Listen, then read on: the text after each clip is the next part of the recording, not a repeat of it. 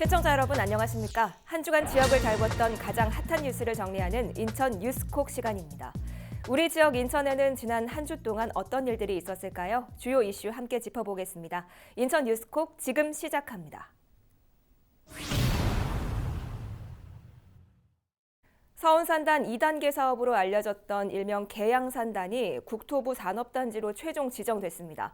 기존 서운산단과 함께 일자리 창출과 지역의 산업 동력을 확보하는 등 긍정적인 효과를 낼 것으로 보이는 가운데 구체적인 내용 취재기자에게 들어보겠습니다. 이정아 기자 스튜디오에 나와 있습니다. 네, 이정아 기자, 서운산단에 이어 또 다른 산단이 계양구에 들어설 예정인데요. 이 지역의 기대가 클 것 같습니다. 앞으로 이 계양산단에 어떤 산업단지로 어떻게 추진이 되는지 설명해 주시죠. 네, 앵커께서 이야기를 한 것처럼 지난해 말 국토부가 올해 산업단지 지정 계획을 확정을 했습니다. 전국에서 85개 산업단지가 선정이 됐는데요. 이 가운데 계양구의 계양산단이 포함이 됐습니다. 앞으로 계양산단은 오는 2023년 하반기에 입주가 가능하도록 추진을 할 예정이고요. 사업군도 그렇고 현재 가동되고 있는 서운산단의 부족한 부분들을 일정 부분 채워나갈 수 있는 역할을 할 것으로 보입니다. 계양테크노밸리와 서운산업단지 사이에 위치하게 될 계양산단은요, 계양구 병방동 일대 24만 제곱미터 규모로 현재 서운산업단지와 비교하면 절반의 규모입니다. 네. 명칭도 서운산단 2단계 사업에서부터 계양 스마트 산업단지, 또 계양산단까지 여러 번 변경을 거듭했고요. 현재 계양산단으로 확정이 일단 된 상태입니다. 이로써 서운산단과 비슷한 기업들이 입주를 해서 이 지역의 산업 동력을 이끌어갈 것으로 기대가 되고 있습니다. 네, 그런데 계양산단의 경우에는 앞서 국토부 산단 지정에서 한 차례 불발된 바가 있죠? 네, 맞습니다. 계양구가 본격적인 산단 개발을 위해서 국토부에 산업단지 지정을 신청을 했었는데요. 지난 2018년 말 현재 계양산단, 당시 이 서운산업단지 2단계 사업이라 불리던 사업이 실행 가능성이 없다는 이유로 국토부의 산업단지 지정 계획에서 최종 탈락한 아픔이 있습니다. 서운산단 2단계 사업은 1단계에서 부족했던 공업용지를 추가로 확보하는 등 오는 2022년 사업 완료를 목표로 추진을 했었는데요.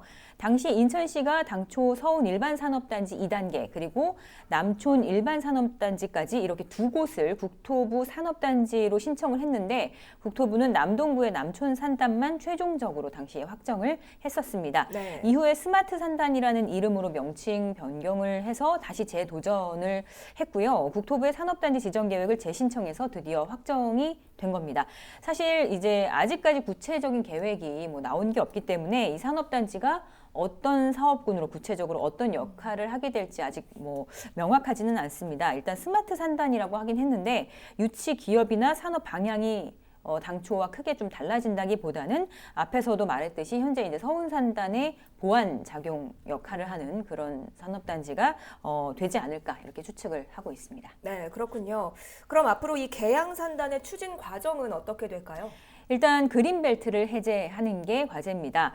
개발제한구역이기 때문에 인천시에서 개발제한구역 해제를 진행하고 나서 지정고시 절차를 밟게 되는데요. 이에 따라 구는 올해 말에 사업대상지에서 보상을 완료하고 내년부터 조성공사와 분양을 시작한다는 계획입니다. 그리고 일각에서는 인근 계양테크노밸리가 신도시로 지정이 되면서 이게 계양산단이 사업 우선순위에서 다소 좀 밀리는 게 아니냐 이런 우려가 있었던 것도 사실인데 계양구에서는 이보다 더 빨리 좀 진행을 하겠다. 계양테크노밸리보다 더 빨리 속도를 내서 사업을 추진하겠다고 계획하고 있습니다. 계양구 공영개발사업단이 밝히는 대략적인 사업 계획 같이 들어보시죠. 현재 그린벨트 해제를 위해서 인천시와 국토부에 협의 중에 있습니다. 서운 일반산업단지에 부족했던 기업들이 다시 한번 들어올 수 있는 그런 산업단지가 되겠습니다. 네, 앞에서 설명을 했듯이 이번 산업단지는 기존의 이제 산업단지와 얼마나 시너지 효과를 낼 수 있느냐가 성공 여부에 달려 있습니다. 예. 이 때문에 계양산단이 앞으로 서운산단 또 계양테크노밸리와 인접한 지리 또 위치적 장점을 살려서 인천의 대규모 산업벨트의 한 축을 형성할 수 있을지 어떤 형태로 변화해 나갈지 앞으로 기대해 봐야 할 것 같습니다. 네, 알겠습니다. 네, 계양테크노밸리 그리고 서운산단과 함께 시너지를 내게 될 계양구의 새로운 산업단지 어떻게 될지 지켜보도록 하겠습니다.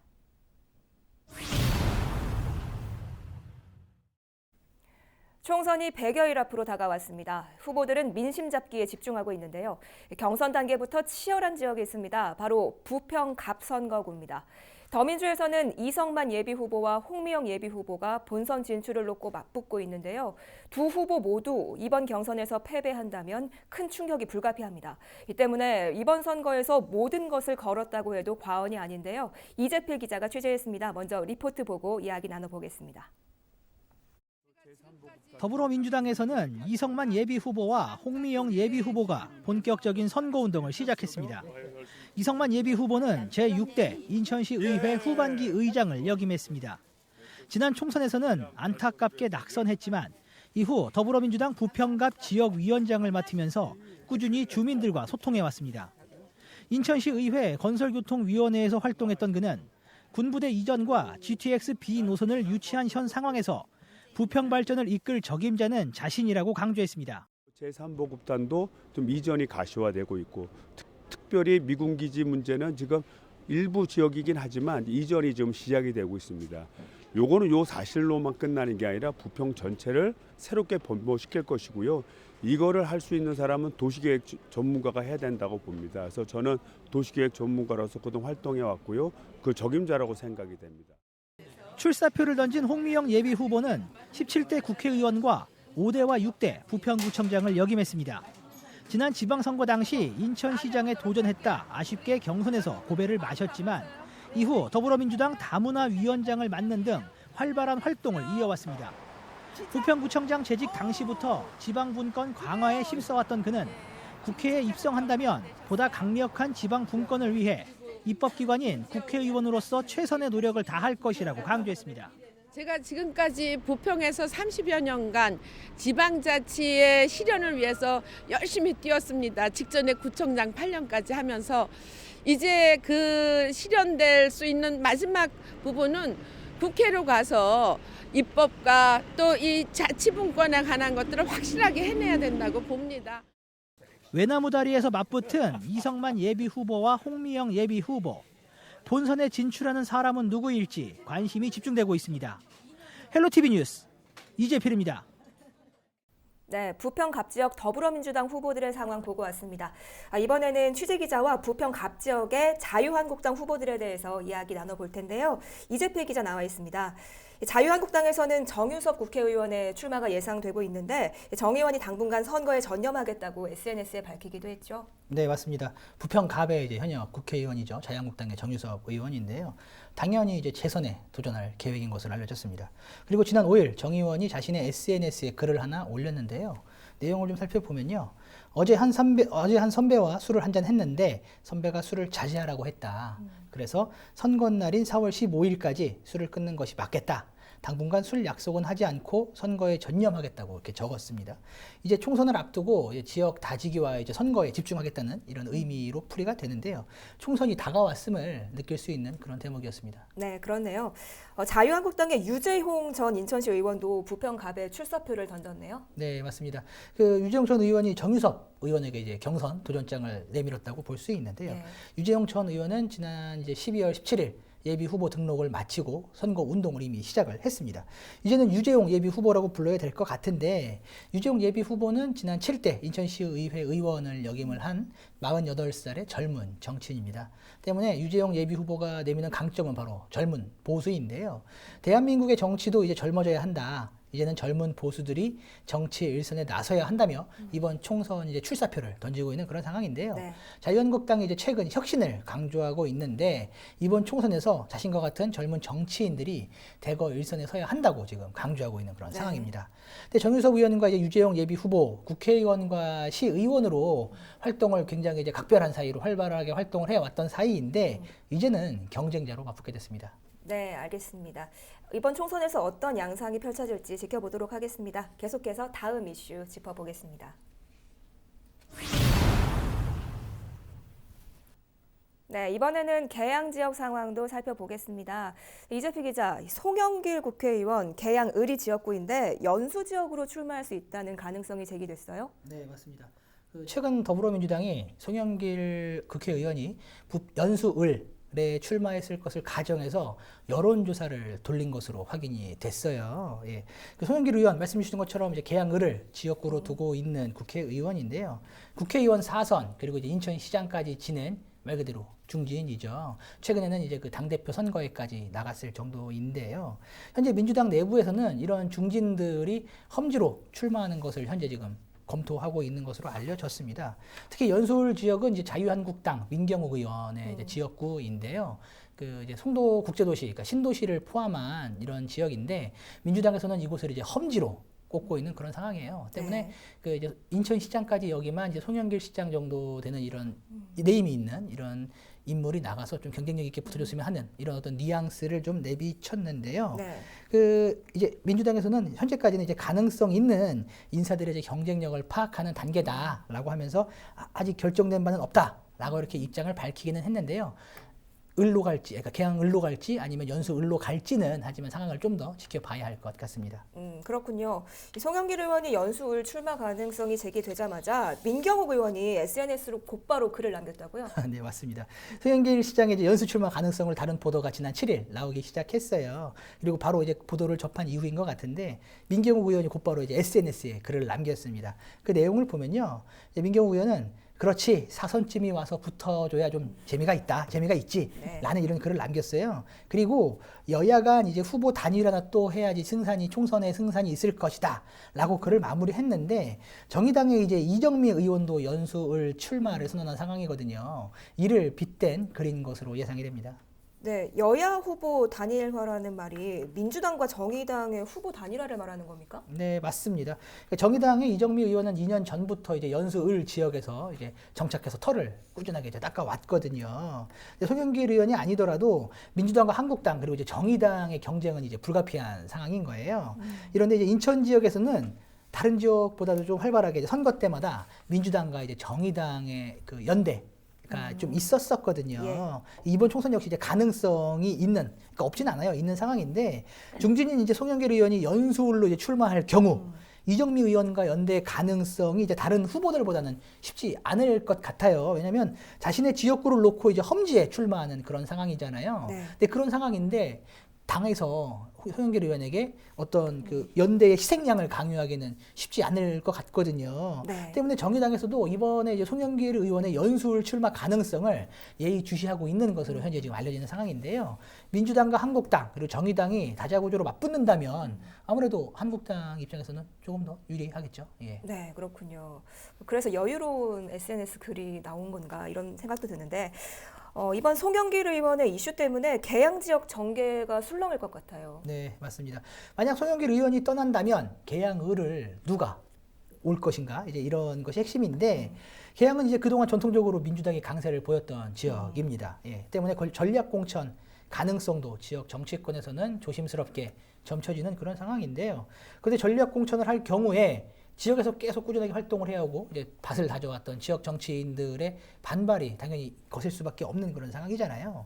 특히 박형우 계양구청장의 경우 이번 총선에 꾸준히 후보로 거론이 돼 왔었어요. 네. 그리고 이제 출마의 어떤 의사도 조금씩 비춰왔던 그런 상황인데 좀처럼 후보들이 버티고 있으니까 틈이 없었거든요. 네. 그렇기 때문에 이제 뭐 이번 총선은 어떻게 보면 나오기 힘든. 왜냐하면 공직선거법상 공무원은 선거일 90일 전에 사퇴해야 하는데 이제 얼마 남지 않았거든요. 때문에 이제 어려운 그런 상황이 됐는데 박형우 계양구청장 입장에서는 이 상황을 종합을 해보면 조금만 입장이 빨리 정리가 됐으면 총선 출마도 가능했던 그런 상황이기 때문에 조금 아쉬움이 남지 않을까 하는 그런 생각을 해봅니다. 네, 알겠습니다.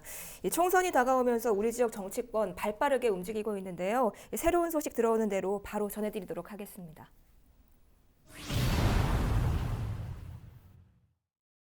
네, 다음 소식입니다. 예년보다 포근한 날씨에 다소 많은 양의 비까지 내리면서 겨울의 낭만을 느끼기가 쉽지가 않습니다. 동장군이 좀처럼 힘을 쓰지 못하면서 날씨가 관건인 겨울 레포츠 시설도 울상인데요. 인천 지역 곳곳의 썰매장도 운영에 차질을 빚고 있습니다. 이정하 기자의 보도 내용 먼저 보고 오시죠. 얼음이 빗물에 녹아내렸고 커다란 웅덩이는 물바다가 됐습니다. 당초 지난달 말 문을 열 예정이었던 계양구 얼음썰매장입니다. 비교적 온화한 날씨가 이어지고 때 아닌 겨울비까지 내리며 얼음이 얼지 않아 정상적인 운영이 힘들어진 겁니다. 무수히 안타깝죠. 지금 시간은 지나가고 계속. 근데 원래 이게 날씨가 추웠으면 12월 23일 날 이거 예정했어요 우리가. 근데 갑자기 날씨가 되게 따뜻해져 버리니까 계속 녹아버리는 거예요. 썰매장을 운영하기 위한 빙판의 최소 두께는 15cm. 지자체에서는 일단 날씨가 영하로 떨어지면 문을 연다는 계획이지만 평년보다 높은 기온 탓에 얼음이 얼마나 안전하게 얼 수 있을지는 미지수입니다. 영하권으로 떨어지는 이런 부분이 있어서 그나마 좀 기대를 좀 하고는 있습니다. 그리고 또한 어느 정도 일정 기간이 지나게 되면은 얼음이 어느 정도 결빙이 됐을 때 바로바로 개장할 수 있는 이런 여건까지는 준비가 되어 있는 상태에 있습니다. 인근 지역의 다른 눈썰매장도 사정은 마찬가지입니다. 예상보다 많은 비가 내리면서 인공눈 수백 톤을 만들던 제설기는 가동을 멈췄고 임시 휴장에 들어갔습니다. 평소 입소문을 타 겨울 나들이객들이 많이 모이는 곳이지만 변덕스런 날씨에 비상이 걸렸습니다. 아니 겨울에는 눈이 와야 되는데 눈이 안 오잖아요. 많이 추워야 돼요. 여기는 영하 4도 돼야 돼 원래. 비가 그친 후에는 찬바람과 함께 기온이 10도 이상 뚝 떨어진다고 예보됐지만 오락가락한 날씨 속 겨울 정취를 충분히 느끼는 일은 어렵게 됐습니다. 헬로티비 뉴스 이정화입니다. 네, 지난달에 계양구에 최초로 얼음 썰매장이 개장한다고 해서 많은 분들이 기대를 하셨을 텐데 아직까지도 문을 열지 못하고 있나 봐요. 네, 보신 것처럼 올겨울에 유독 따뜻한 날씨 때문입니다. 거기에 최근에 겨울치고는 꽤 많은 양의 비가 내렸죠. 예. 그나마 얼고 있었던 얼음이 빗물에 녹아내렸고 이제 커다란 웅덩이는 그냥 보신 것처럼 물바다가 됐습니다. 당초 지난달 말 문을 열 예정이었지만 여전히 지금 썰매장의 개장이 쉽지 않은 모습인데요. 별다른 장비가 있는 게 아니라 이게 오로지 자연의 힘만을 빌려서 얼음을 얼리고 있기 때문에 준비 사실 초반에도 이게 하늘이 도와줘야 개장이 가능하다 뭐 이런 얘기를 했을 정도입니다. 갑자기 이제 날씨가 따뜻해지니까 얼음이 얼 새도 없이 계속 녹아버리고 있는 건데 이 얼음 썰매장을 운영하기 위한 이 얼음의 빙판의 최소 두께가 15cm라고 합니다. 그래서 인터뷰에서 보신 것처럼 지자체에서는 일단 날씨가 영하로 떨어지면 문을 열겠다는 계획을 가지고 있는데 이게 평년보다 높은 기온이 계속되면서 얼음이 이게 얼마나 안전하게 얼 수 있을지는 사실 미지수입니다.